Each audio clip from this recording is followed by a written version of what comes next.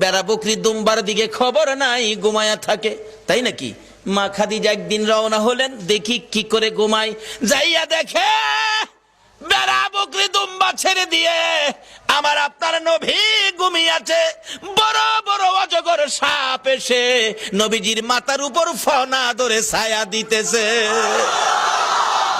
খাদিজা বলেন, না না, এই রাখালের বকরি জংলার বাগে নিবে না।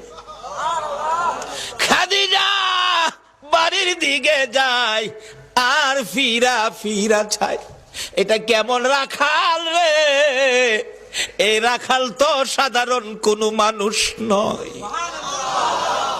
খাদিজা চিনে ফেলেছে, বেড়া বকরি দুম্বা নিয়ে বাড়িতে আসতে বলো আমার রাখালকে। আমার নবী দুপুর বেলায় বেড়া বকরি দুম্বা নিয়ে বাড়িতে রওনা হলে খাদিজা বাংলা রুমে বসে বসে দেখে, এটা কেমন রাখাল রে?